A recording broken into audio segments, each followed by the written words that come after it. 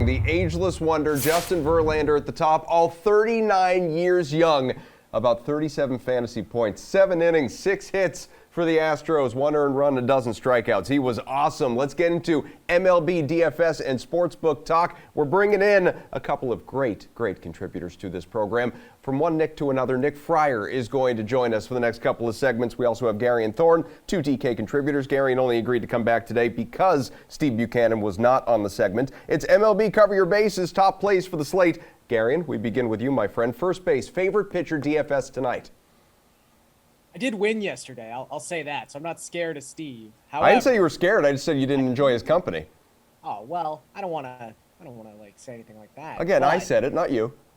Fair. Let's talk about Nathanvaldi. I'm perplexed often about how he's priced this season. I understand he's had some serious issues with the home run ball, but his last 3 starts have been fantastic. He scored over 30 DraftKings points in every single one of those outings. He's got a 30.9% strikeout rate within that span of time, and yet he's only $8,800 going up against a team that has lost 13 consecutive games. I mean, talk about win expectancy in this spot for a starter.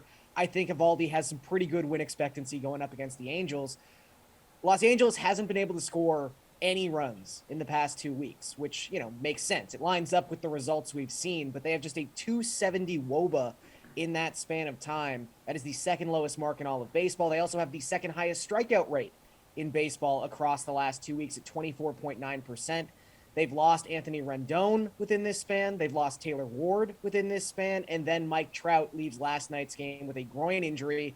I would be shocked if Mike Trout is in the lineup tonight. So you've got like Shohei Ohtani and no one else on this Angels lineup. I think Evaldi's the best play by far on this slate. And Garion's a Blue Jays fan, so that's how you know he is completely unbiased and impartial here in this segment. Best DFS option tonight on the mound, Nick. What do you say?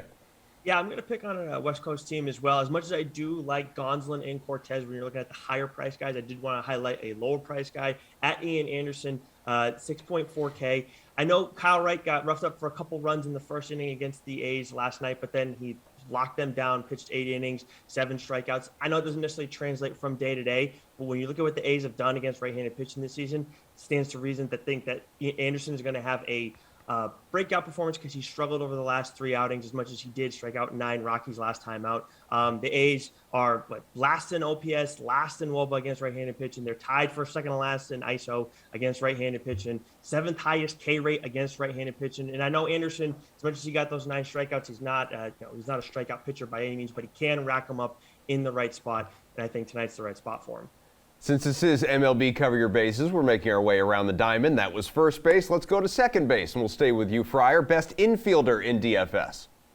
Yeah, I like there's the Red Sox game that I like quite a bit, but then there's also the Yankees game that I like quite a bit. The Yankees side of it going up against Chris Archer. Anthony Rizzo specifically at 5.5K. Obviously, he's been doing well of late, but in general, we're looking at some of his numbers over the last 20 games, and I know he's got a 278 ISO. He's got against right-handed pitching, 4 home runs, 3 doubles, 43.2% hard contact rate.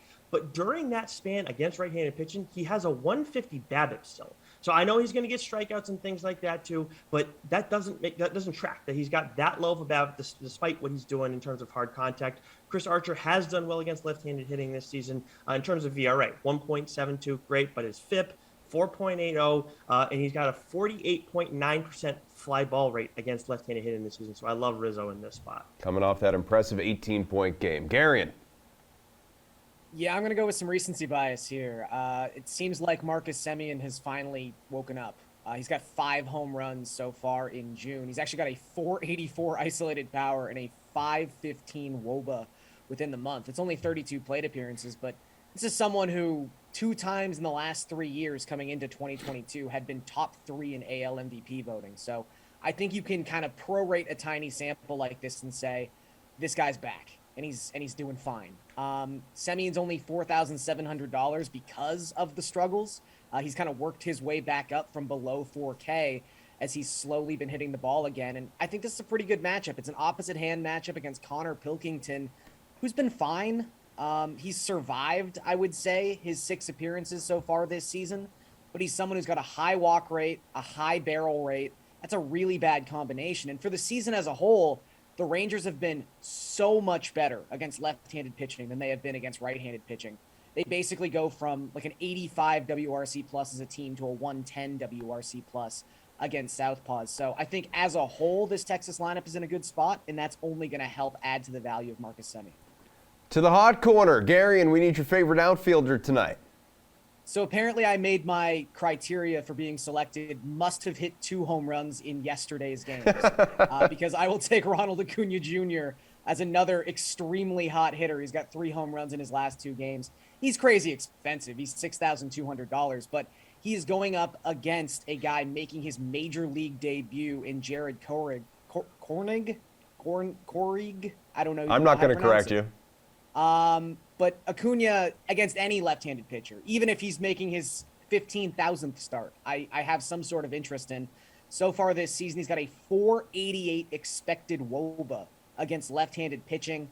And you go back to last season, this isn't some sort of like small sample aberration. He had a 175 WRC plus against Southpaws. So when you've got Acuna, who's feeling it right now, seeing the ball really well, hitting out of that leadoff spot for Atlanta. So maybe he gets 5 plate appearances in this contest, not just against the rookie, but also against a, underwhelming Athletics bullpen.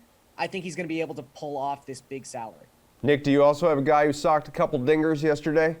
I do not, but I do think Acuna is a great play. He was one of the guys I was looking at as well. But as I'm looking down the list of outfielders available, I would think that people are going to be interested in Aaron Judge, even though he doesn't have big numbers against Chris Archer. You can say the same about Acuna. But you go a little bit further down, still expensive at 5.2K. I mentioned I like the Red Sox game.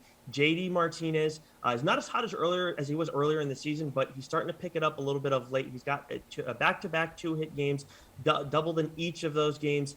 And one number that I found too interesting to ignore, he hasn't homered since May 17th, and then Detmers has not been good since May 17th. So maybe I'm pushing it a little bit, but I like this matchup here for JD Martinez. In general, Detmers has not been great since his no-no. Was it 3.82 FIP, a 4.80 expected FIP.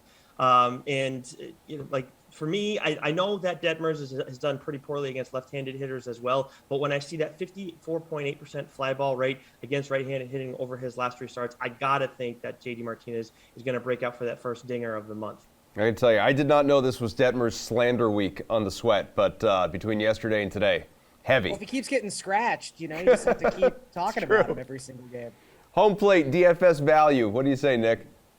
So I'm going to go a little bit on the higher end of the value here. Nick Castellanos at 4.1K going up against the Brewers, against Adrian Hauser, a guy who I generally like to pick on, especially last season. Obviously been better this season for the most part, but Castellanos has done well against Adrian Hauser throughout the course of his career, something I look at a lot when I'm looking at value plays, even on the higher end. 8 for 23, 3 doubles and a home run. One of those doubles came earlier in the season when Hauser pitched against the Phillies. And look, I know Castellanos, you look at that average and you think, it's not exactly appealing. But when I look at some of his numbers over the last 21 games against right-handed hitting, I mean, he's got a 34% hard contact rate, only a 10% soft contact rate. And again, talking about BABIP, only a 208 BABIP in the course of that, despite a lot of quality contact. So he's too good a hitter for these struggles to maintain. So yeah, I'm backing him after that 2-hit performance yesterday. Plus, Gary, maybe he'll have a deep fly ball to left field. He might. Depends if they're talking about something serious in the booth. That's kind of his calling card at this point. I'm going to go with Ian Happ, who, yes, has been a lot better as a right-handed hitter than he's been as a left-handed hitter so far in 2022.